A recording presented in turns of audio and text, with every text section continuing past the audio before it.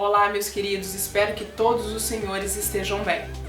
A aula de hoje é para tratar novamente sobre os efeitos do novo coronavírus. No vídeo anterior, nós tratamos da MP 927 de 2020. Agora, nesse vídeo, nós faremos aqui as primeiras considerações, análises, reflexões de duas MPs. A MP 944 e a MP 936. Essas duas MPs foram editadas em abril, então são MPs bem recentes.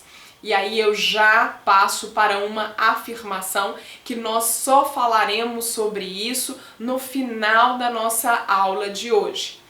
É a ADI, Ação Direta de Inconstitucionalidade. Sim, e já tivemos aqui uma decisão preliminar. Falaremos sobre essa ADIM, o que trata essa ADIM e qual foi então a decisão do ministro Ricardo Lewandowski, o ministro do Supremo Tribunal Federal. Mas antes de refletir sobre essa decisão e aí identificarmos os impactos dessa decisão nos efeitos dessa MP, vamos primeiro entender o que diz especificamente essa MP.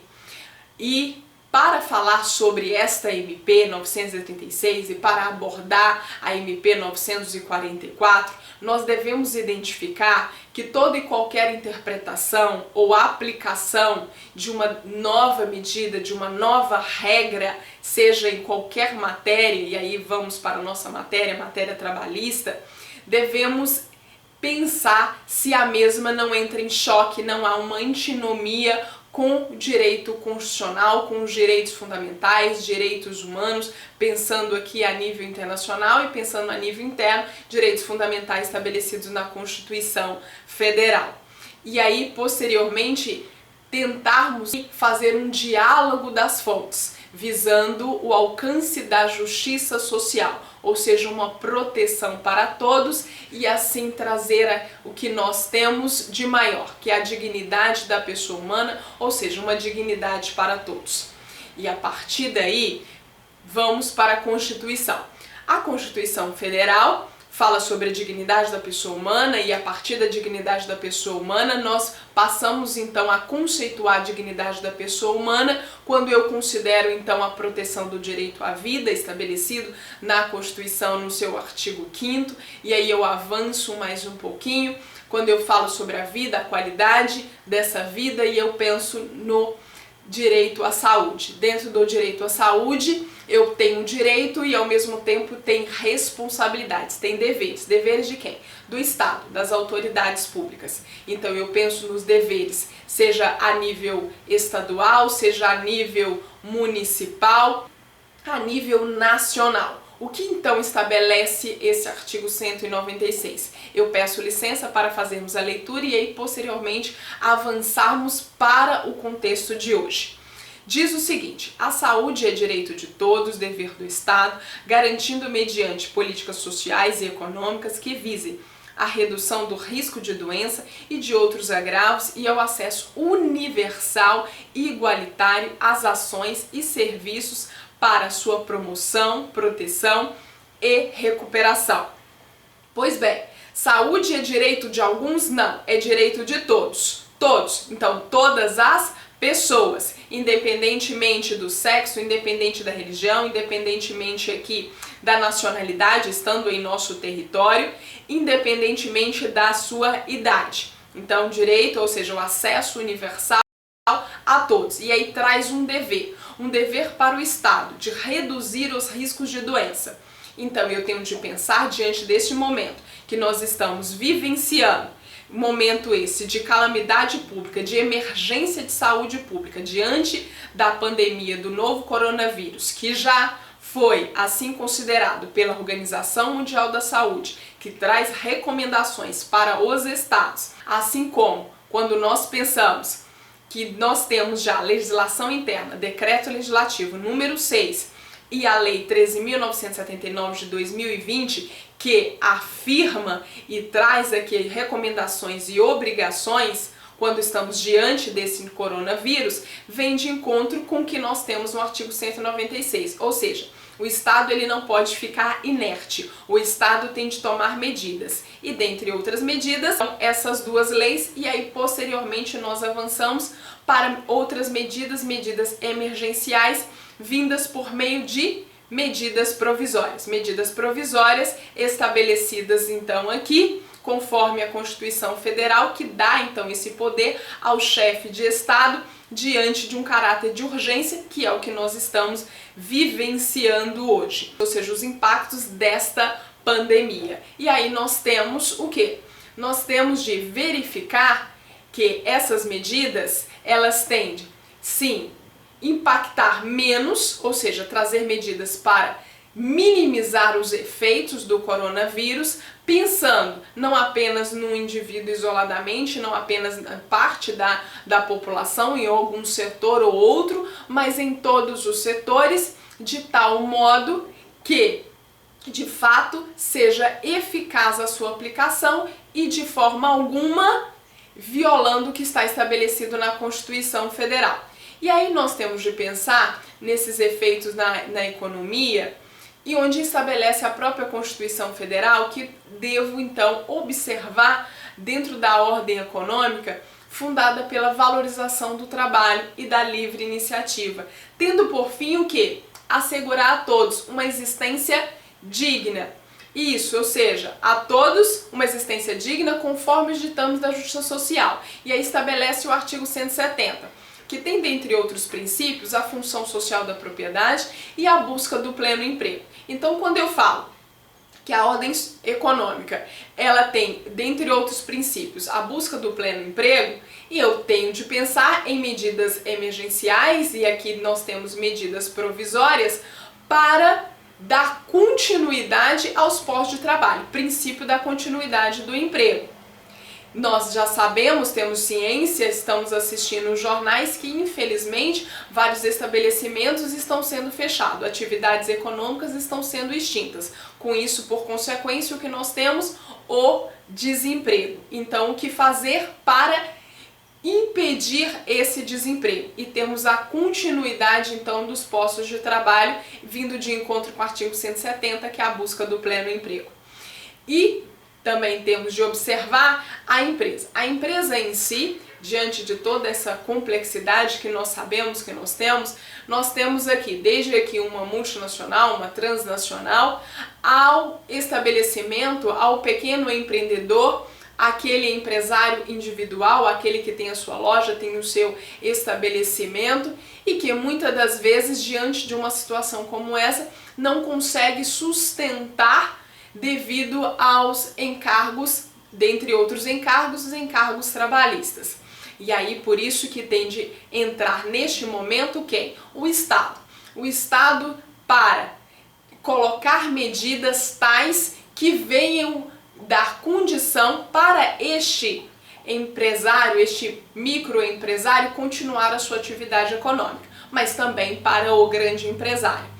Lembrando que também o artigo 170 fala o quê? Sobre a função social da propriedade. Quando eu falo da função social da propriedade, eu também tenho de pensar, olha, você empresário, você sociedade aqui, você fundação, você associação, você que tem colaboradores, você que tem empregados, tem responsabilidade. Nós sabemos que diante dessa situação, nós estamos o quê? Com um problema de continuidade da atividade econômica devido aos impactos e à diminuição da produção, à diminuição da venda de determinados produtos, determinadas mercadorias, a diminuição da contratação por determinado serviço, para determinado serviço. Sim, nós estamos cientes disso, mas é importante também que a empresa, não apenas a autoridade ela tem de tomar uma medida, com certeza, mas pensemos aqui, pensemos nessas grandes empresas também. Todas elas têm responsabilidade, mas em especial aquela que tem maior condição para fazer aqui algumas medidas. E aí, dentre essas medidas, nós temos de pensar, olha, nós temos de evitar o contágio. Uma vez que uma atividade essa presencial, onde nós temos um grupo de pessoas trabalhando no mesmo local, há um maior risco de contágio.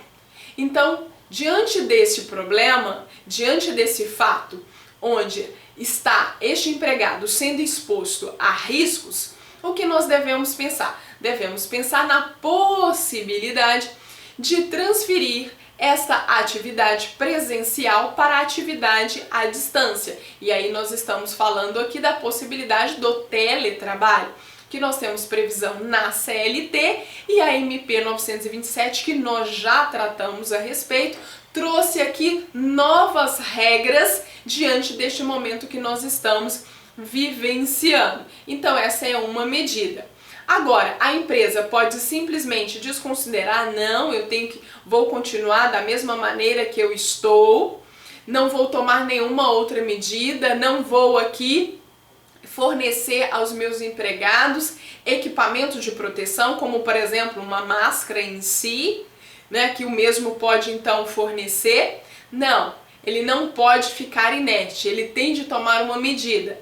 Eu tenho de pensar que nessa empresa, nessa sociedade em si, nesse estabelecimento comercial, cumprindo a sua função social e também observando as normas de segurança que está estabelecido na Constituição Federal. A Constituição Federal traz para nós, no seu artigo 7º, direitos e obrigações. E aí diz que são direitos dos trabalhadores, urbanos e rurais. Então, direitos mínimos, direitos fundamentais. E aí, quando eu falo sobre esses direitos fundamentais, eu tenho inciso 12. Redução dos riscos inerentes ao trabalho por meio de normas de saúde, higiene e segurança. Sim, a empresa ela tem um dever, a autoridade tem um dever, conforme nós identificamos no artigo 196, em relação à nossa saúde, sim, tem o dever. E a empresa em si, o empregador em si, tem o dever para com estes colaboradores, e em especial agora diante desse momento? Sim, é o que estabelece a Constituição Federal. Então, redução, ou seja, medidas para reduzir os riscos por meio de normas de saúde, higiene e segurança. Então, eu não posso simplesmente colocar aqui na conta do Estado a responsabilidade. Mas eu também não posso, na qualidade de Estado, pensar isoladamente nesse dispositivo constitucional e esquecer dos demais. Então eu tenho de fazer aqui uma interpretação sistemática. Eu tenho de fazer uma interpretação, um diálogo das fontes, capaz de chegarmos então num denominador comum e numa responsabilidade de todos os entes, e não apenas de um ou de outro. Ok, avançando aqui, é importante nós identificarmos, diante dessas situações, que nós estamos agora, para o empregador estabelecido, agora vamos à CLT em si, estamos diante da força maior. Falei um pouquinho sobre força maior no vídeo anterior. Então, retomemos este assunto para darmos até mesmo um pouquinho mais de informação sobre força maior. Então, força maior é quando ocorre algo, há um acontecimento inevitável, um acontecimento que o empregador ele não deu causa e não teve como ele evitar, trazendo um grande impacto na sua atividade, que é o que nós estamos agora. Antes dessa pandemia, do novo coronavírus, começávamos aqui a trazer exemplos teóricos, pois não tínhamos um exemplo prático, aquilo que poderíamos palpar. Agora não, infelizmente, estamos diante de um caso concreto de força maior. E diante dessa força maior, desse acontecimento que ocorreu, que este empregador ele não deu causa e que traz um impacto, uma consequência para essa atividade econômica, como por exemplo a redução das suas atividades, uma queda, como eu falei, uma queda de produção, uma queda de contratação para o serviço, para um determinado serviço, enfim, o que temos é a possibilidade deste empregador reduzir a jornada de trabalho, reduzir o salário deste empregado. Sim, há essa possibilidade, mas onde está isso? eu identifico força maior no artigo 501 e seguintes da CLT. E aí avanço aqui para afirmar para vocês o seguinte: infelizmente, o que nós temos é, a depender da atividade em si, eu não consigo transferir essa atividade para uma atividade à distância, como eu falei aqui no início. E com certeza algum de vocês já falaram, assim, professor, é fácil falar que eu vou colocar uma atividade presencial para uma atividade à distância. Mas a depender do estabelecimento da atividade, isso não consegue, isso não é viável, não existe o meio. Concordo, nós sabemos disso. Então, infelizmente, diante de algumas atividades que não conseguem se sustentar, principalmente porque nós não temos ainda a certeza, eu não posso dizer, olha, a partir de amanhã ou a partir da próxima semana, nós teremos então aqui resolvido essa situação, nós não teremos mais aqui a pandemia, pois nós já temos aqui o medicamento, a vacina, já começará então a ter a vacina, observando então aqui pelos grupos de alto risco, até chegarmos aqui a toda a população será vacinada e sanamos esse problema. Nós não temos isso, infelizmente. Nós não sabemos quanto tempo isso irá durar em nossa sociedade. Com isso, fica então este empresário, fica este estabelecimento com esse ponto de interrogação. Será que vale a pena eu continuar, eu persistir? E ao final, muitos identificam que não. E com isso temos a extinção dessa atividade.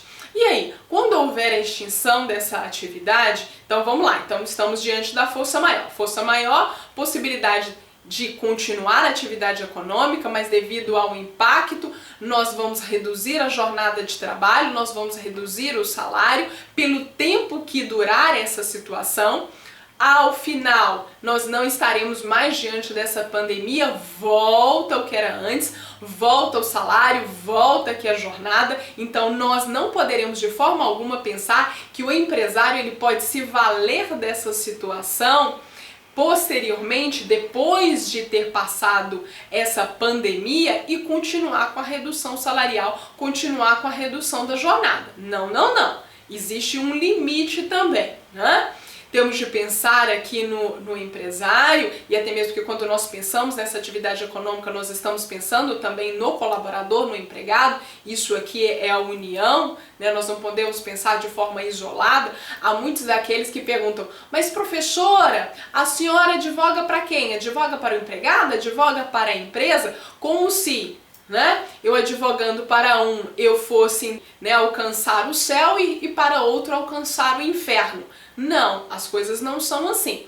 Nós temos de pensar que o bom advogado, o bom jurista, ele é aquele que consegue fazer o quê? Uma ponte, consegue identificar os interesses e os direitos de ambas as partes, para que todos aqui consigam ter uma harmonia, a empresa que não sobrevive sem o lucro e este empregado que necessita do salário. Então volta aqui, voltemos. Vamos para o artigo 502. O artigo 502 nos diz: ocorrendo motivo de força maior que determine a extinção da empresa ou dos estabelecimentos em que trabalhe o empregado, é assegurada a este, quando despedido, uma indenização na forma seguinte, sendo estável nos termos do artigo 477 e 478.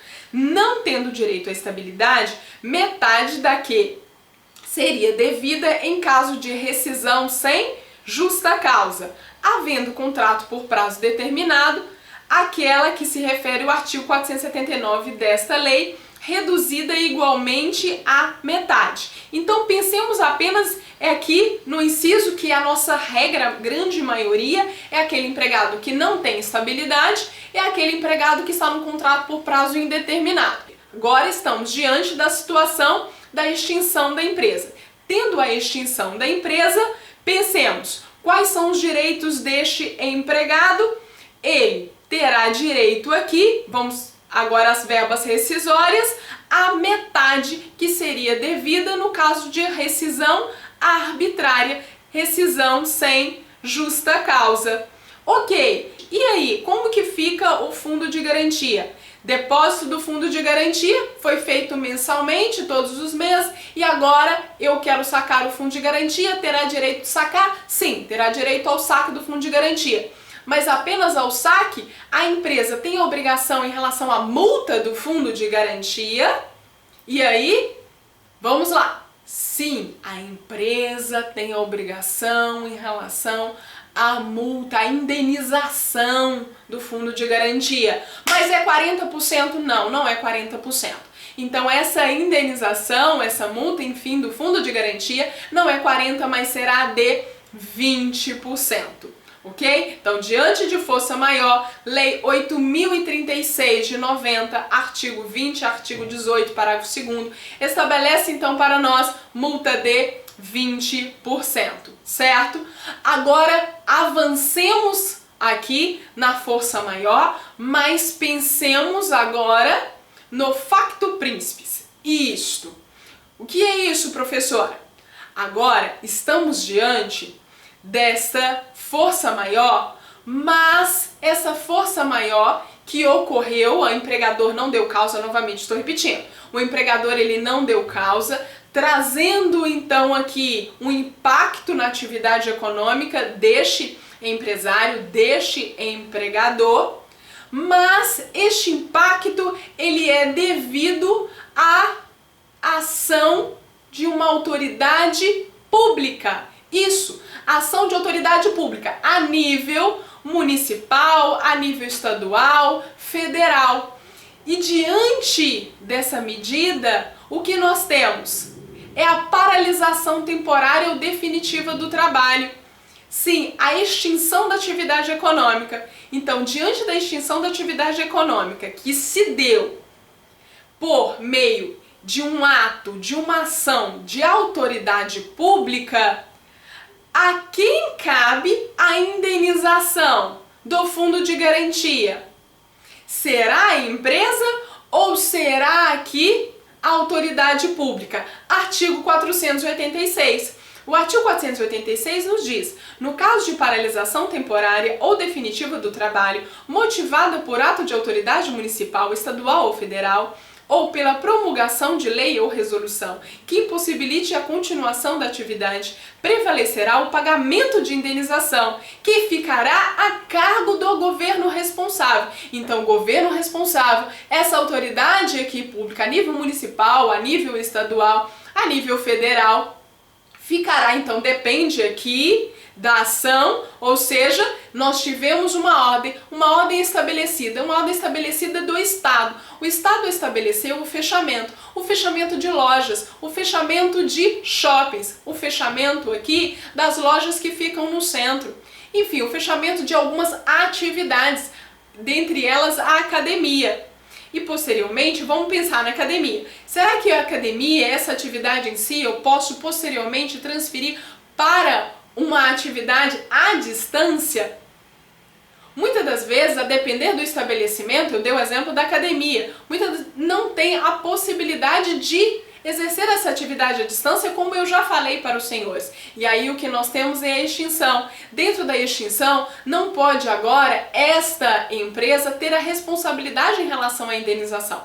Mas aí o que vem a pergunta, o que eu questiono, e que infelizmente nós não temos aqui uma resposta única, isso diverge na doutrina, é em relação à indenização. A indenização será de 40% ou a indenização será de 20%? Pois nós já falamos, se não for facto príncipes, teremos o quê?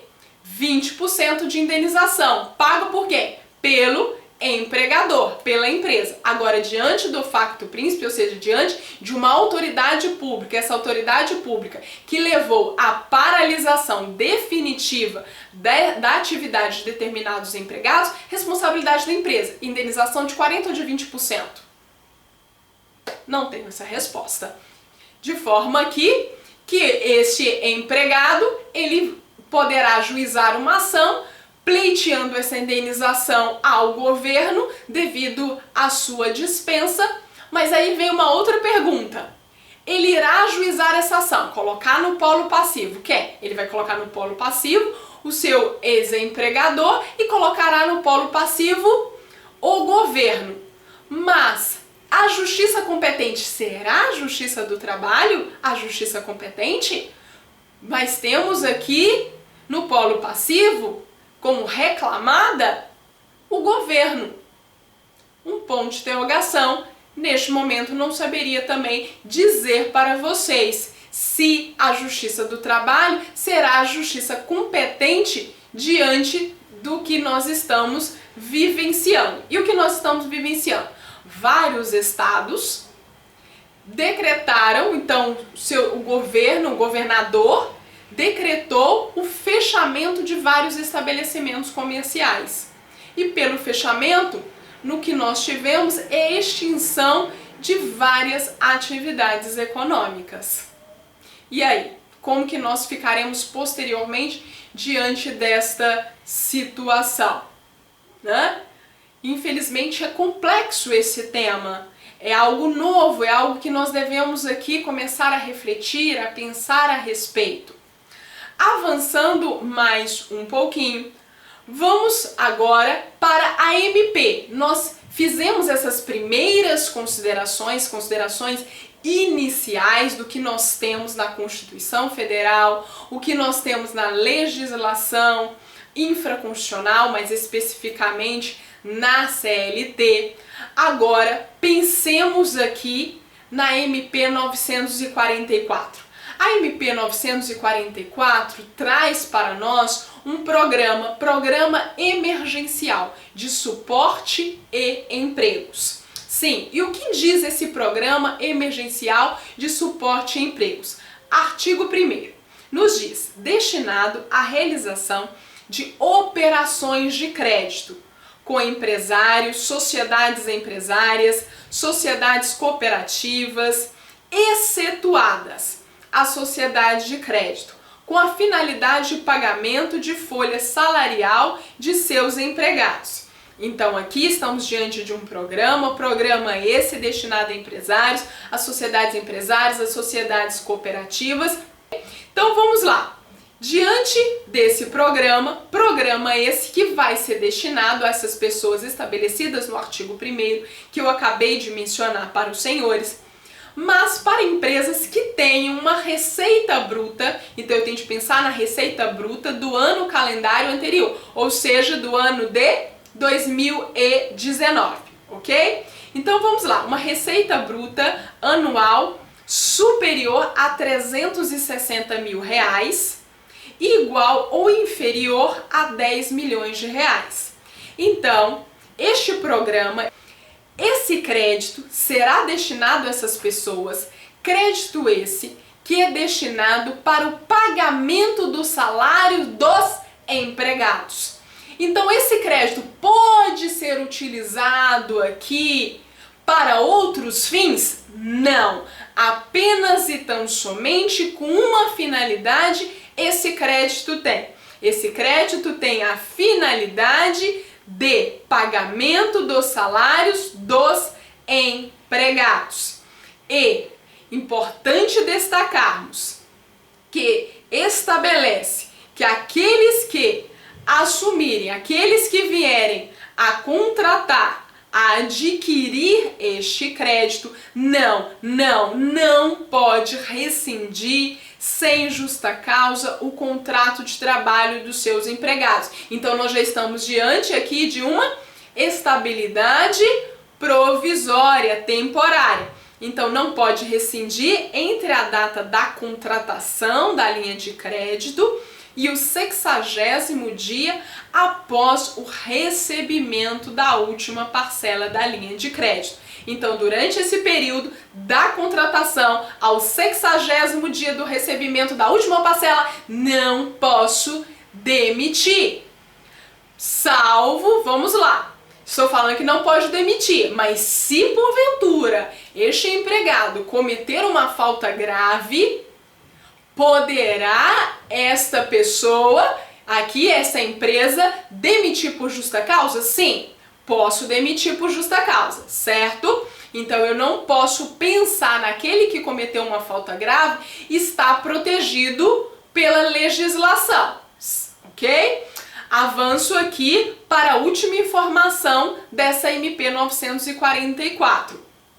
O governo em si, a União, transferiu para o BNDES, então, para termos esse crédito e esse crédito ser posteriormente repassado para as empresas, pensando aqui nas empresas, ter de comprovar a quantidade de empregados que a mesma tem, e aí estará vinculado então o crédito que a mesma irá receber.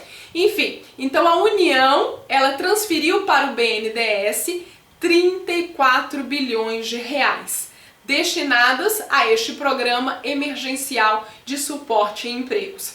Infelizmente, não vem aqui estabelecer esse crédito para todas as empresas, mas apenas aqui para as empresas que eu mencionei, que tenham aqui essa receita bruta anual igual ou superior a 360 mil, igual ou inferior a 10 milhões de reais. Agora, vamos para a MP 936 de 2020. A MP 936 de 2020 traz um novo programa. Traz o programa emergencial de manutenção de emprego e de renda. Então, programa emergencial de manutenção de emprego e de renda, que estabelece que trará medidas trabalhistas complementares. Veja bem, eu já tenho aqui um rol de regras trabalhistas, de direitos, obrigações, responsabilidades previstas na Constituição Federal e previstas na legislação infraconstitucional. Então nós devemos agora entender essa MP, como a mesma expressamente fala, como medidas trabalhistas complementares, tentar fazer uma interpretação, um diálogo de fontes normativas para proteção jurídica social trabalhista, ok? Então, vejamos o que nós temos. Artigo 1º. Não vou ler tudo, apenas uma parte do artigo 1º, pensando nesse programa emergencial de manutenção de emprego e de rendas. Temos, para o enfrentamento do estado de calamidade, reconhecido pelo Decreto 6, número 20, Decreto 6, de 20 de março de 2020, e de emergência de saúde pública de importância internacional decorrente do coronavírus Covid-19, de que trata a Lei número 13.979, de 6 de fevereiro de 2020, traz então aqui esse programa que vai dispor sobre medidas trabalhistas complementares, que tem qual objetivo, ou quais objetivos? Objetivo aqui, primeiro, reduzir. Estamos falando a todo momento aqui que o Estado tem o dever de trazer medidas, ações para reduzir os impactos sociais decorrentes da consequência desse estado de calamidade pública. Então, dentre outros objetivos, este é um objetivo, reduzir então este impacto. Outro objetivo, preservar o emprego, preservar a renda. E aí está diante o que? Do artigo 170 da Constituição Federal. Então vamos aqui aplicar, dar a verdadeira efetividade para o artigo 170 da Constituição Federal, que fala sobre a ordem econômica e, dentre outros princípios, a busca do pleno emprego. E aí, outro objetivo, garantir a continuidade das atividades laborais e empresariais. Quando estamos diante aqui de dispositivos constitucionais, nós devemos então pensar na continuidade das atividades empresariais, que, como eu também mencionei para os senhores, continuando a atividade empresarial, continua aqui a atividade do trabalhador, ou seja, eu garanto os postos de trabalho. Então vamos pensar sempre em conjunto para o avanço da nossa sociedade e uma garantia de vida digna para todos e não apenas para uma parcela da população. Ok, e aí avanço Para o alcance desses, então, objetivos, nós temos, então, esse programa. Esse programa que vem estabelecer o quê? Pagamento de benefício emergencial de preservação do emprego e de renda. Sim, esse benefício será para os empregados, para aqueles empregados onde a empresa ou empregador teve de reduzir ou terá de reduzir a jornada de trabalho deste empregado. Então, antes reduzir a jornada e o salário do que ao final ter demissões em massa. Então, pois bem, então esse benefício é para duas situações: para quando houver a suspensão do contrato de trabalho ou quando tivermos a redução proporcional da jornada, certo? Avanço aqui nesse benefício. Esse benefício será custeado por quem? É custeado, então, por recursos da União. E agora vamos pensar no valor desse benefício. O valor desse benefício estabelece, então, esse MP no seu artigo 6º. Tem como base o cálculo do valor mensal do seguro-desemprego. Isso. Então, eu tenho de pensar na base do cálculo do valor mensal do seguro-desemprego, certo? Agora pensemos aqui, se este empregado terá este benefício, se houver a redução proporcional da jornada e do salário, valor esse que será calculado por meio do valor do seguro-desemprego. Agora pensemos, como se dará essa redução? Essa redução do salário, da jornada, então aqui de forma proporcional, será por meio de negociação coletiva ou será por meio de acordo individual? E por qual período limite eu posso reduzir essa jornada?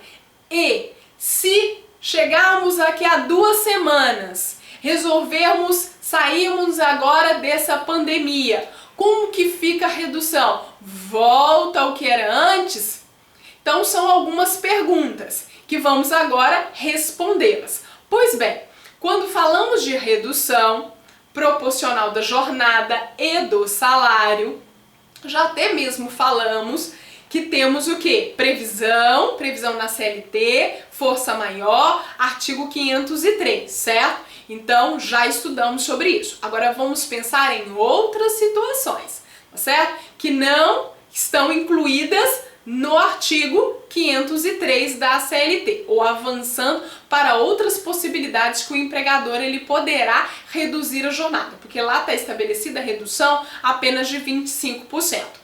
Agora aqui estabelece que a redução ela poderá ser de 25%, 50% ou 70% da jornada. Isso mesmo. Volta 25%, 50% ou 70%. E se dará por meio de acordo individual ou por convenção coletiva. Isso, acordo ou convenção. Então teremos duas possibilidades: acordo individual ou aqui por meio de acordo ou convenção coletiva. Qual é o período, qual que é o prazo limite? Prazo limite de 90 dias. Dentro desse prazo limite de 90 dias, como eu falei, daqui a 2 semanas resolvemos essa situação, não estamos mais diante da pandemia. E aí, voltaremos o que era antes, ok? Lembra que eu falei sobre força maior, né? Que volta tudo que estava antes da mesma forma, tá certo? Então vamos lá. Como também existe a possibilidade, eu estabeleci o prazo de 90 dias. Mas agora eu estou identificando que está voltando aos poucos a minha produção, a minha venda do meu produto. Estamos aqui recebendo novas demandas, está aquecendo a economia. Quero os meus empregados na jornada normal, sem redução. Posso trazê-los de volta antes do período final? Sim, eu tenho essa possibilidade, porque para o empregado é benéfico isso, voltar a sua jornada. Volta a sua jornada, volta tudo que era antes, volta o seu salário, né? Então vamos lá, eu posso demitir esse contrato, esse empregado? O mesmo que teve a sua jornada reduzida, que está diante da sua jornada reduzida? Não, eu não posso pensar aqui em demitir esse empregado. Então não haverá uma demissão. Então eu tenho uma estabilidade durante este período. Sim, então isso foi ótimo, essa estabilidade. Essa estabilidade de quanto tempo? É durante esse período de redução da jornada. Isso também serve para suspensão, então essa regra é a mesma. Durante o período de suspensão, só que o período de suspensão não é 90, é 60 dias. Mas durante esse período aqui, e é quando ele voltar às suas atividades, eu tenho de pensar no mesmo período. Então pensemos que ficou 90 dias o período limite da redução da jornada, então ao retornar às suas atividades eu tenho mais 90 dias de estabilidade provisória, ok? Avanço aqui mais um pouquinho, que eu já informei que eu não posso demitir esse empregado. Contudo, quando ele volta às suas atividades, caso ele venha pedir demissão, será concedido. Eu não posso aqui obrigar o empregado que não quer mais continuar a exercer a sua atividade para um determinado empregador. Jamais, né? Seria um absurdo isso. Assim como, se vier a justa causa, também é possível a demissão. Perfeito? Agora, é importante nós identificarmos o valor. Artigo 6º nos diz, então, o valor, quanto que ele irá receber. Na hipótese de redução da jornada de trabalho e de salário, será calculado aplicando sobre a base do cálculo o percentual da redução. Que significa então isso? Olha, suponhamos que houve uma redução de 50% da sua jornada de trabalho. Ele que trabalhava 8 horas passa a trabalhar 4 horas. Então, quanto que ele vai receber? O seu benefício, né? Esse benefício do seguro-desemprego, sobre o valor, né, o cálculo do seguro-desemprego, ele vai receber apenas 50% daquilo que ele teria direito em relação ao seguro-desemprego, pois houve uma redução de 50%. Se a redução for de 70%, então ele receberá 70% do seguro-desemprego. Entendemos? Ok, avanço aqui. Vamos lá. Disse para vocês medidas essas dessa MP. Quais são as medidas? O benefício, uma outra medida, a redução da jornada e do salário. Agora uma terceira medida, que é a medida da suspensão temporária. Quando nós falamos então de suspensão temporária, já comecei a dar aqui a primeira informação. Suspensão temporária, qual que é o prazo limite? O prazo limite estabelecido agora nessa medida provisória, prazo limite de 60 dias. O empregador, ele poderá até mesmo sentir, não quero dar 60 dias, vou aqui neste momento suspender o contrato por 30 dias e vou sentir, né? Como que está a nossa economia, enfim. Então ele pode fazer 30? Pode, e aí depois ele, se desejar prorrogar por mais 30, perfeito, tranquilo. A MP até expressamente estabelece isso, que poderá ser fracionado em 2 períodos de 30 dias. Está no artigo 8º. Ok, agora o que é a suspensão em si? Né? Quando a gente fala de suspensão, falei que, olha, pode ser suspensão por 60 dias, ou pode até mesmo por 2 períodos, ou por um período que ficasse simplesmente por 30. A suspensão, ela é sem salário.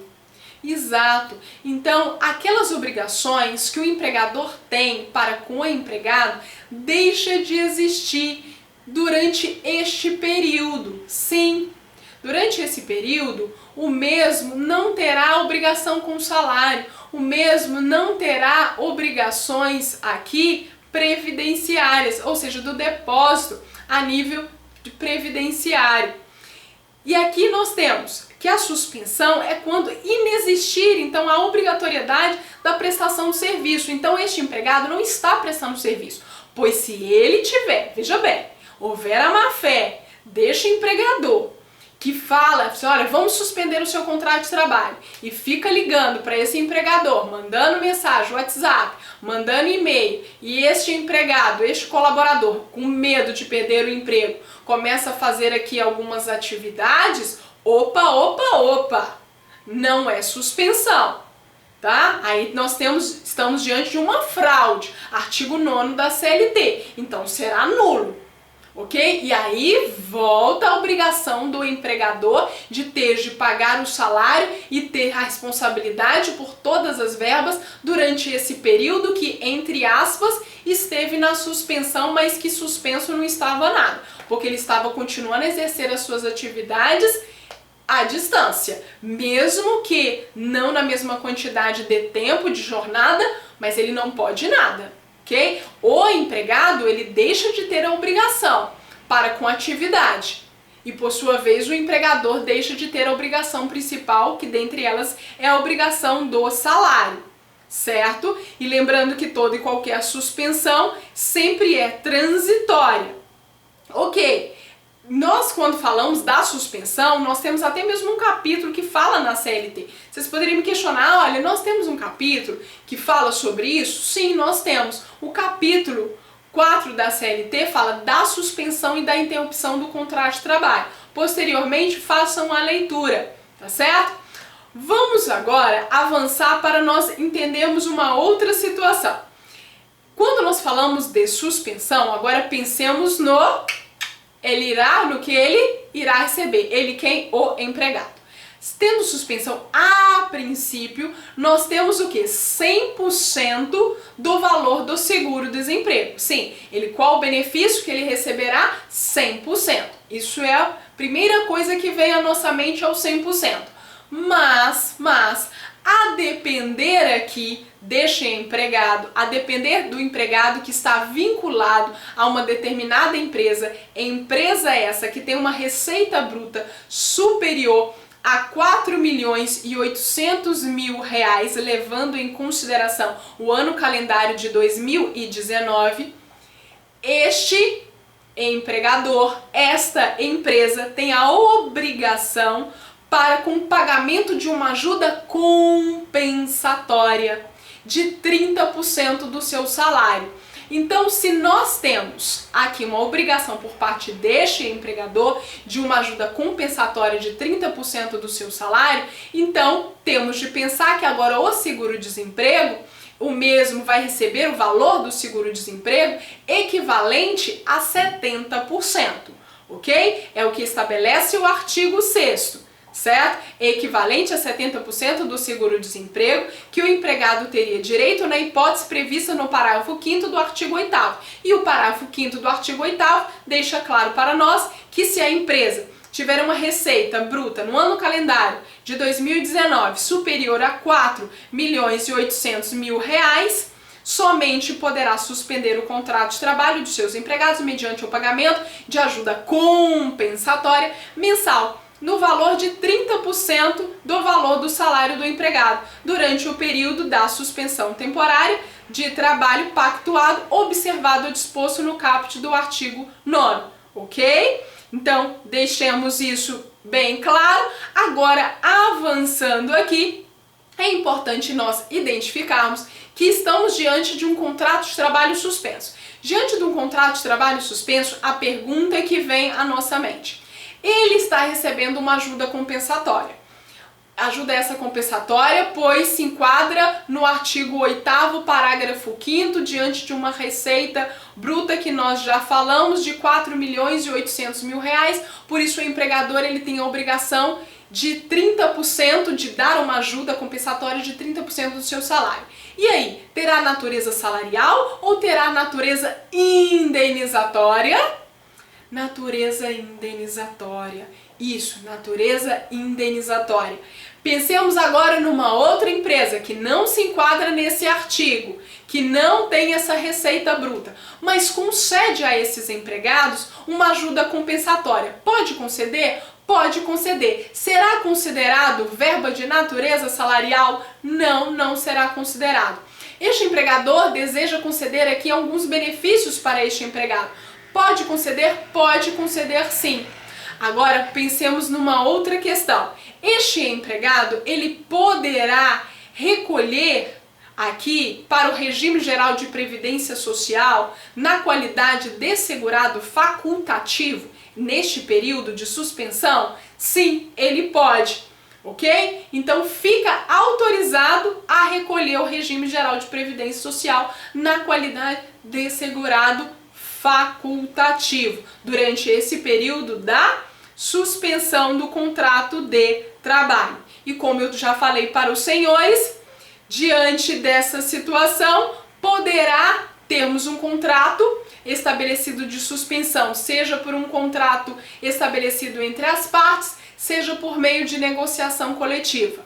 Fato que, durante este período, não posso demitir o empregado, como eu já falei, e restabelecendo a normalidade, ou seja, cessando o estado de calamidade pública, voltaremos no prazo de 2 dias corridos ao que nós tínhamos antes, ou seja, este empregado volta a laborar, não estará mais com seu contrato de trabalho suspenso. Agora, este empregado, ele poderia fazer aqui uma pergunta: nossa, mas eu estou recebendo este benefício, que é o benefício do valor do seguro-desemprego. Mas se eu for demitida posteriormente, e aí? Eu receberei o seguro-desemprego? Vamos pensar nisso depois, né? Que nós já temos a estabilidade, nós já entendemos, mas pós a estabilidade, isso vai impactar nas minhas parcelas do seguro-desemprego? Não, não irá aqui trazer nenhuma consequência a esse empregado nessas parcelas do seguro-desemprego, tá certo? Então fique tranquilo, fique em paz, sem nenhuma alteração no valor do seguro-desemprego. Agora, pensemos, se este empregador toma qualquer uma dessas medidas, seja a redução da jornada de trabalho e assim proporcionalmente o salário, seja a suspensão do contrato, ele precisa comunicar ao Ministério da Economia? Sim, ele precisa comunicar, mesmo porque este empregado vai receber um benefício, que esse benefício só receberá quando o governo tiver ciência dessa situação. Então ele precisa comunicar, ele precisa informar ao Ministério da Economia no prazo de 10 dias, contado da data da celebração do acordo. E importante também identificarmos quando que este empregado ele vai receber. Então, este empregador comunicou dentro do prazo de 10 dias, contado da celebração do contrato. Agora este empregado receberá a primeira parcela deste benefício no prazo de 30 dias, contado da data da celebração do contrato. Então eu penso aqui, quando que foi celebrado o contrato, 30 dias após ele receberá então o benefício, ok?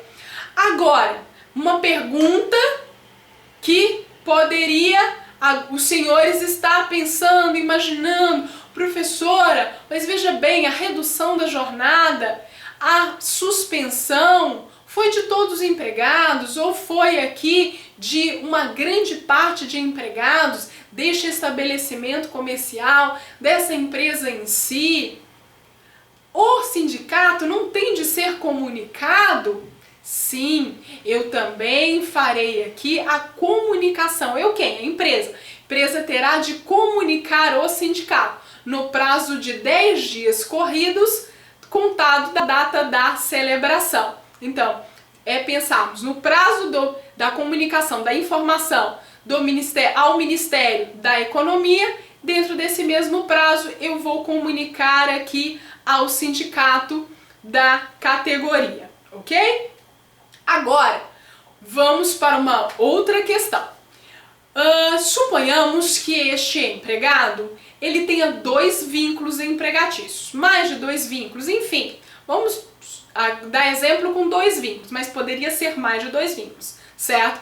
Então ele tem 2 vínculos empregatícios e todos os seus empregadores, os seus 2 empregadores, reduziram a sua jornada de trabalho, ou seus 2 empregadores suspender o seu contrato de trabalho. E aí, este empregado, ele terá direito a apenas um benefício do que estabelece esta MP, ou ele terá dois benefícios diante da situação que os seus dois empregadores suspenderam o seu contrato de trabalho, ou se os dois empregadores diminuíram a sua jornada e proporcionalmente o seu salário? E sim, ele terá direito a dois benefícios. Mas se tivermos um contrato intermitente, nós não vamos ter mais de um benefício. Isso mesmo. Então agora eu empregada, diante de um contrato intermitente na empresa Delta Limitada e na empresa KM, estamos diante de dois contratos intermitentes. Esses dois contratos intermitentes terão direito, eu empregado, terei direito a dois benefícios? Não, eu terei direito a apenas um benefício. E a MP ainda estabeleceu qual é o valor desse benefício. Sim, né? Discriminação ou não, benefício esse de R$600, tá certo?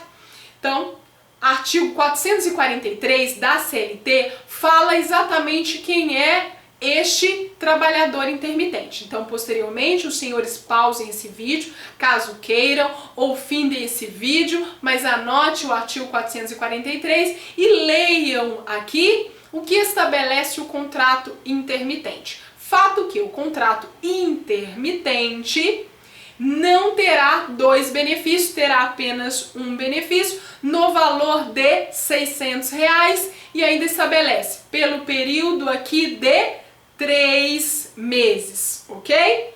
Então, agora uma outra informação. Já entendemos isso, agora diante de uma outra informação. Será devido ao empregado que esteja recebendo um benefício de prestação continuada da Previdência Social, seja essa Previdência Social de regime geral ou de regime próprio? A princípio não, salvo aqui o que está disposto no parágrafo único do artigo 124 da Lei 8.213, que estabelece que se ele estiver recebendo pensão por morte ou auxílio acidente, aí neste caso ele terá sim direito ao gozo deste benefício emergencial, ok? Assim como se tiver este empregado recebendo o seguro-desemprego, já houve a sua demissão, ele não vai ter este benefício. Também, caso mesmo esteja recebendo bolsa de qualificação profissional, também não terá este benefício. E aí eu vou para onde? Eu vou para o artigo 476 da CLT. O artigo 476 da CLT estabelece a possibilidade de suspensão do contrato de trabalho, suspensão essa que só poderá se dar por meio de acordo ou convenção coletiva para participação de empregado em curso ou programa de qualificação profissional oferecido pelo empregador. Então, se tivermos diante dessa situação, não receberá então esse benefício emergencial. É o que estabelece aqui o artigo 6º, a linha C, da Bolsa de Qualificação Profissional, de que trata o artigo 2º A da Lei 7.999 de 1990, e aí nós remetemos isso para o artigo 476-A da CLT. Falo posteriormente um pouco mais a respeito desse artigo. Agora, pensemos aqui numa outra situação. Quando estamos diante deste período onde há uma redução da jornada de trabalho, redução essa de jornada de trabalho, onde haverá também a redução do salário em si, já falamos que há uma possibilidade disso ocorrer por meio de acordo individual. Se tivermos a suspensão, também pode ser por acordo individual, mas também poderá ser por negociação coletiva. Se por meio de negociação coletiva, eu posso estabelecer novos percentuais, então pensando aqui mais especificamente na redução de jornada de trabalho.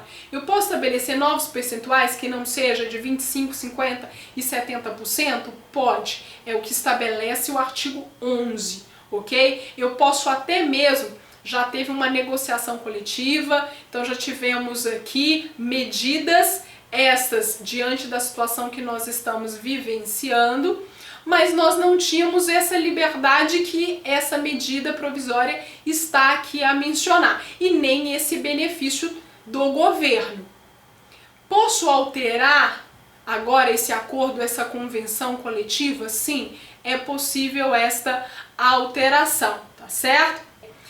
E importante também mencionarmos que o empregado, eu agora tenho de pensar no salário deste empregado. Por que eu tenho de pensar no salário deste empregado? Porque a depender do salário deste empregado, estou toda hora falando, olha, pode ser por meio de acordo individual, pode ser aqui por meio de negociação coletiva, mas eu não falei para vocês hora nenhuma do salário deste empregado. Agora eu vou vincular o salário deste empregado. É o que estabelece o artigo 12. E aí eu vou trazer aqui algumas limitações para o alcance então desse benefício e para a validade destas medidas. Diz o artigo 12: as medidas de que trata o parágrafo 3º serão o que trata o parágrafo 3º? Essas medidas que eu falei: redução da jornada de trabalho, a suspensão e o benefício emergencial. Então, serão implementadas por meio de acordo individual ou negociação coletiva aos empregados, com salário igual ou inferior a R$ 3.135. Vamos lá. Então, este que recebe valor igual ou inferior a R$ 3.135, o que está dito no artigo 3º pode se dar por meio de acordo individual ou negociação coletiva. Assim como, se tivermos um empregado que receba igual ou mais do que R$ 12.202,12, que é o que equivale a 2 vezes o limite máximo do benefício do regime geral de previdência social, poderá estabelecer um acordo individual ou negociação coletiva. Os demais aqui, então essa lacuna deixada, né, diante dessa medida provisória, não poderá ser feito por meio de acordo individual, apenas e tão somente por meio de acordo ou convenção coletiva. É o que diz o parágrafo único. Para os empregados não enquadrados no caput do artigo 12, as medidas previstas no artigo 3º somente poderão ser estabelecidas por convenção ou acordo, ressalvada a redução da jornada de trabalho e de salário de 25%. Então, voltemos aqui.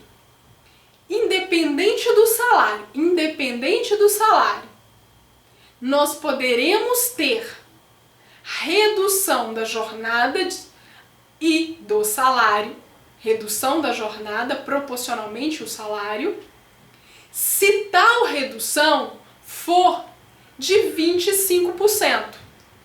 Então, independente do salário, redução de 25% poderá ser por meio de acordo individual ou negociação coletiva, certo?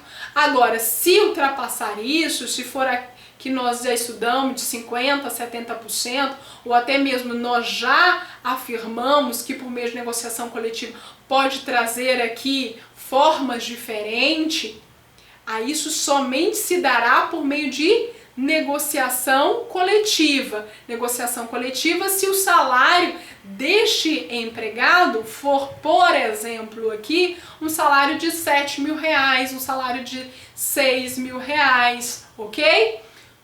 Agora avanço mais um pouquinho.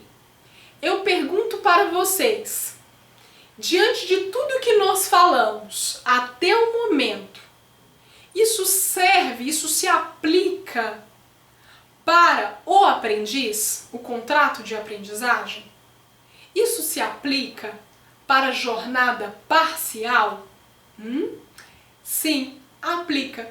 Então, estas regras se aplicarão para tanto o aprendiz quanto para a jornada parcial. Artigo 15.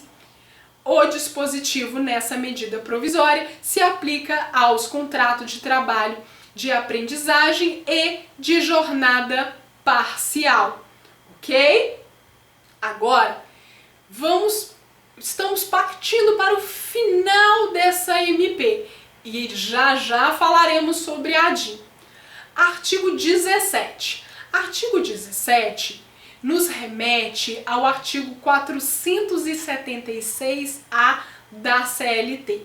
Lembre-se, eu falei um pouquinho do 476. Então, possibilidade de suspensão do contrato de trabalho, e aí este empregador colocará este empregado a fazer um determinado curso ou programa de qualificação profissional.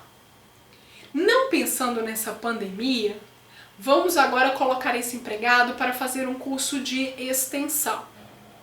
Então, estará fazendo um curso de extensão previamente estabelecido por meio de acordo ou convenção coletiva, prazo esse de 2 a 5 meses, ok? Prazo de 2 a 5 meses. Perfeito.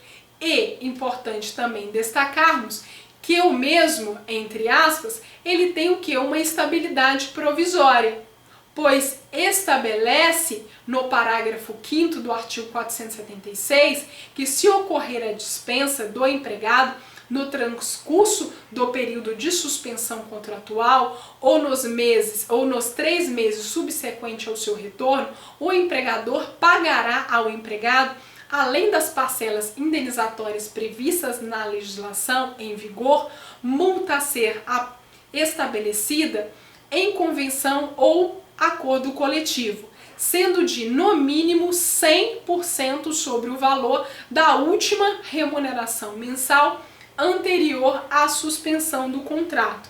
Então, isso mesmo. Então, existe, entre aspas, aqui uma estabilidade provisória. E esse contrato que estará suspenso, artigo 476-A, fala de um período de 2 a 5 meses. Mas agora, diante da situação que nós estamos vivenciando, o que se tem é o isolamento social. Nós não poderemos pensar em colocar empregados em um determinado curso presencial, em uma determinada sala, com um grupo de pessoas, colocando em risco a este indivíduo, a esses empregados, o risco do contágio. E assim aumentarmos aqui mais pessoas sendo acometidas pelo novo coronavírus, Covid-19. Nunca, né? Então, pensando nisso, nós temos de ter uma outra possibilidade. Qual possibilidade? Possibilidade do empregador suspender, sim, este contrato de trabalho, mas ele estará agora, este empregado, fazendo esse curso, esse programa aqui de qualificação profissional à distância, ok? Não presencial, ou seja, modalidade não presencial. Mas a duração é o que estabelece o artigo 17. Se diferencia do que está na CLT. CLT diz de 2 a 5 meses. Diante dessa situação, apenas durante esse período. Passado esse período, volta tudo que era antes, tá certo? Não estou revogando aqui o artigo 476 de forma definitiva. É apenas de forma temporária, transitória, eu mudo o texto legal para a nova realidade. Entendemos? Ok. Avançando para o nosso último tema, ação direta de inconstitucionalidade. Já tratamos um pouquinho, já conhecemos o que aborda a MP 936. E agora entenderemos essa ação direta de inconstitucionalidade. Ação essa direta de inconstitucionalidade que pede ao STF a suspensão imediata dos efeitos da medida provisória, sobre o fundamento de violar a Constituição Federal e violar a CLT. Para entendermos um pouco melhor, até mesmo a decisão do ministro Ricardo Lewandowski, essa decisão que não é uma decisão definitiva, importa entendermos o que diz a Constituição Federal. Tenho certeza que no momento da minha explanação, da minha exposição do tema, vocês estavam, ai professora, não falou nem em um momento da irredutibilidade salarial. Não falei de propósito, porque este é o nosso momento. É o momento de falarmos com calma, entendermos passo a passo, para não colocarmos tudo no mesmo combo, né? Então vamos aqui. Primeiro, medida provisória diz de possibilidade de redução da jornada e assim, por consequência, redução do salário. Também fala sobre a suspensão do contrato e diz que há uma possibilidade, como nós já estudamos, de ser por meio de acordo individual.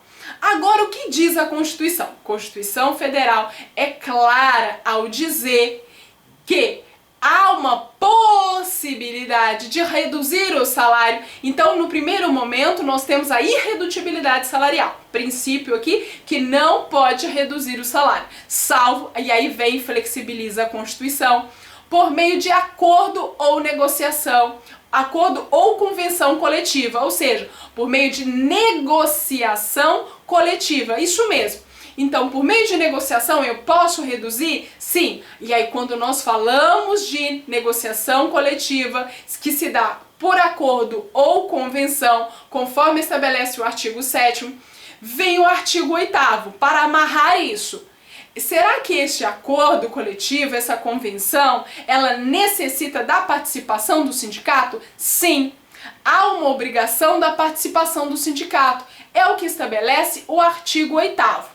E agora que nós já sabemos que necessita da participação do sindicato, como que se dará a participação desse sindicato dentro dessa negociação e como que o sindicato ele deve proceder diante de uma negociação coletiva, diante de um possível acordo, diante de uma possível convenção. Artigo 617 nos diz: os empregados de uma ou mais empresas que decidirem celebrar acordo coletivo de trabalho com as respectivas empresas darão ciência de sua resolução por escrito ao sindicato representativo da categoria profissional, que terá o prazo de 8 dias para assumir a direção dos entendimentos entre os interessados, devendo igual procedimento ser observado pelas empresas interessadas com relação ao sindicato da respectiva categoria profissional. Sim, o sindicato tem um prazo de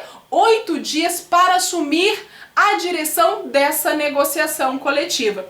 Caso o sindicato ele não se manifeste dentro do prazo de 8 dias, aí nós pensaremos o quê? De levarmos isso para a federação. E aí a federação tem um prazo de mais 8 dias. Passado esses 8 dias, eu tenho mais 8 dias da confederação.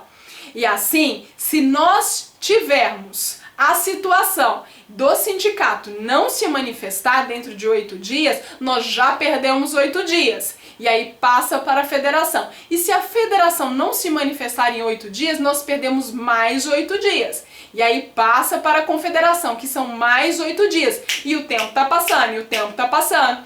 E a depender da situação, como por exemplo a situação que nós estamos vivenciando hoje, é algo que tem de ser tomado uma medida rápida, não pode esperar este prazo. Então essa aqui é a nossa primeira observação.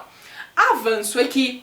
Uma vez que o sindicato ele toma a direção desta negociação, o mesmo irá convocar os empregados.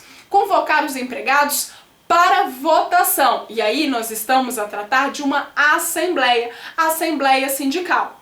Essa então assembleia sindical nós devemos então ter em mente. poderá ser uma assembleia sindical diante do momento que nós estamos vivenciando hoje, de uma reunião de empregados no mesmo local, no mesmo ambiente? Não, estamos diante o quê? De um isolamento social, estamos diante da quarentena. Então nós não vamos pensar nessa possibilidade. Então pensemos em uma outra possibilidade. Qual possibilidade? Dessa votação em si, então desses empregados se manifestarem se desejam ou não esse acordo por meio eletrônico. Isso mesmo.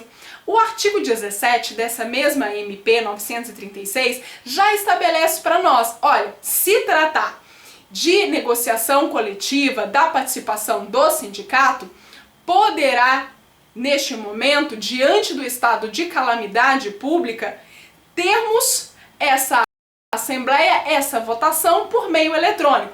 Mas é que ele não estabelece, ele não limita como será esse meio eletrônico. Isso poderá ser por e-mail, poderá ser pelo WhatsApp. Como será esse meio eletrônico? O site, vamos pensar a depender aqui do sindicato, tem um site que dentro desse site o mesmo ele consegue votar fazendo um pré-cadastro. Então existe N possibilidades. Mas é importante também nós destacarmos que nós temos sindicato e sindicato. Estamos, como eu falei, diante do isolamento social. E diante dessa situação, o que nós temos? Nós temos alguns sindicatos, se nós batermos hoje na porta de algum sindicato, nós não encontraremos ninguém. Ah, eu sei que está fechado, mas será que não tem nenhuma secretária, nenhuma empregada? E eu vou e ligo. Eu tenho um telefone, o telefone está no site e ligo. Será que alguém vai me atender? Provavelmente não, a depender do sindicato.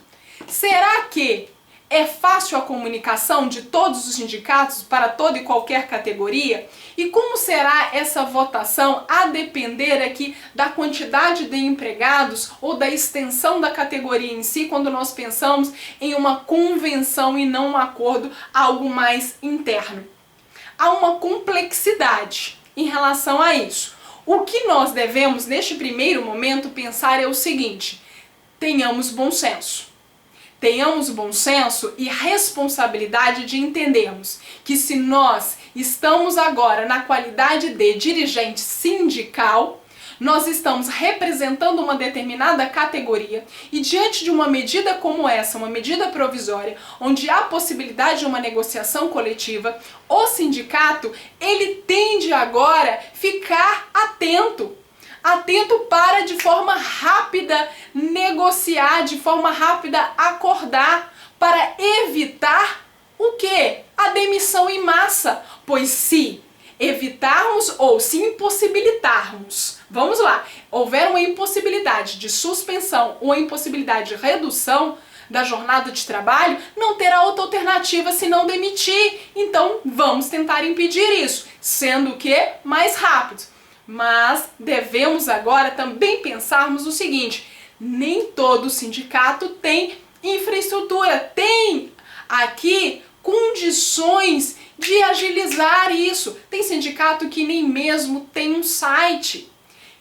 Então é complicado aqui quando vamos pensar na empregada doméstica, complexo isso, o que é diferente dentro de uma realidade dos comerciários, dos metalúrgicos. Aí é uma outra complexidade, porque nós temos aqui a extensão, né, desta categoria, mas de um outro lado nós poderemos ter a facilidade devido a um sindicato ser mais estruturado, né? E aí eu já consigo identificar, se os senhores forem hoje, vão pesquisar no Dr. Google, que tudo sabe, ou enfim, não sei se ele sabe tanto assim, mas neste ponto ele sabe, ele nos dá informação. Vamos pensar na internet, identificaremos que nós já temos aqui algumas negociações em andamento, o sindicato já chamando seus empregados e já tendo aqui a votação por meios eletrônicos. Agora, vamos especificamente para a decisão do ministro Ricardo Lewandowski. E aqui o que nós temos? Faço a leitura, peço licença para os senhores para fazer então essa leitura. Cumpre dar um mínimo de efetividade à comunicação a ser feita ao sindicato laboral na negociação. É a melhor forma de fazê-lo, ao meu sentir. consiste em interpretar o texto da medida provisória aqui contestada, no sentido de que os acordos individuais somente se convalidarão, ou seja, apenas surtirão efeitos jurídicos plenos após a manifestação do sindicato dos empregados. Na ausência de manifestação destes, na forma e nos prazos estabelecidos da própria legislação laboral para negociação, a exemplo do artigo 617 da Consolidação das Leis do Trabalho, será lícito aos interessados prosseguir diretamente na negociação até o seu final. Então vejamos aqui, o que disse o ministro? Tratando-se de interrupção, tratando-se de, o ministro, o que ele disse? Tratando de suspensão do contrato de trabalho ou tratando-se de redução da jornada e proporcional ao salário, nós teremos de ter o quê? O sindicato. E aí ele vem mencionar, devemos interpretar a medida provisória com base no que está estabelecido o acordo individual para convalidação. O sindicato ele tem de convalidar, ele tem de se manifestar. E ali fala que ele tem de se manifestar, então, em 10 dias. Lembrando que nós temos a CLT que fala da manifestação em 8 dias, mas ele menciona 10 dias. E aí, vamos lá, vamos esperar 8 dias, já é muito. 10 dias então, enfim. Voltemos aqui, nem faço comentário. Volto aqui, para nós entendermos que no momento a fala dele, se eu fizer uma interpretação literal, ele não diz sobre a negociação em si coletiva, sobre o acordo em si, onde nós entendemos que há a participação dos empregados. Uma vez que é sabido por todos, o sindicato ele não tem esse poder. O dirigente sindical, será que eu posso conferir ao dirigente sindical o poder de decidir para mim? Decidir para os empregados? Não, eu necessito aqui de assembleia. Mas ele fala o quê? Para convalidação, eu preciso da manifestação do sindicato. Vamos lá. Aí vamos tentar interpretar isso com base na CLT. Então, não foi um texto tão claro para nós, então devemos fazer a devida interpretação partindo da nossa legislação. E aí depois ele diz que na ausência de manifestação do sindicato, será lícito aos interessados prosseguir diretamente.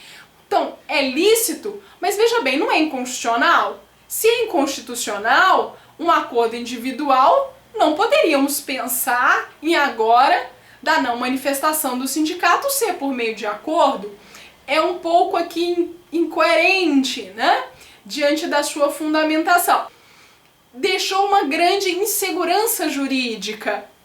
Agora voltemos para entendermos o seguinte. Não coloquemos no mesmo combo. Eu pergunto para vocês, façam agora, pausem o meu vídeo e comece a fazer uma pesquisa na Constituição Federal e tentem identificar na Constituição estabelecendo que suspensão do contrato de trabalho só poderá se dar por meio de acordo ou convenção coletiva. Participação do sindicato.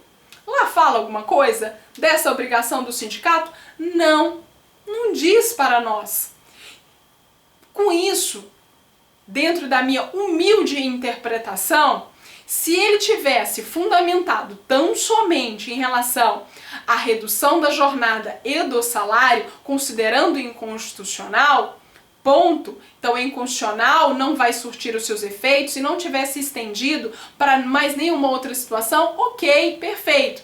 Não haveria nenhuma insegurança. Mas a insegurança é neste momento que ele coloca a manifestação e do sindicato, não deixa claro se precisa de assembleia, mas nós vamos interpretar que sim, que há uma assembleia, porque nós devemos seguir o que está expressamente estabelecido na Constituição Federal, e aí posteriormente indo para a CLT, nos artigos que nós já fizemos a leitura, artigo 617, 612, que fala sobre a assembleia, e é importante também fazermos a leitura irmos para a CLT, como eu falei no capítulo 4, que fala sobre a suspensão e interrupção, e ali nós identificaremos que não obrigatoriamente nós precisaremos de uma negociação coletiva, principalmente no momento que nós estamos vivenciando um momento atípico. Outra informação que eu gostaria de dar para vocês. Hoje nós não temos, com a reforma trabalhista, mais o imposto sindical, a obrigação do imposto sindical. Então, pode o sindicato cobrar?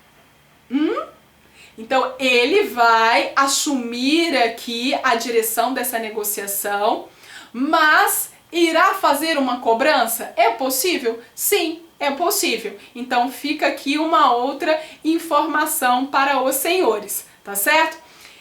E esperemos que sim, de forma mais rápida possível, os sindicatos, como eu já falei aqui, eles comecem a se manifestarem, comecem a entrar em contato com os empregados e decidam e definam isso para a proteção de toda a nossa sociedade. Porque quando eu penso numa pessoa que fica desempregada, não vai refletir apenas na vida deste empregado.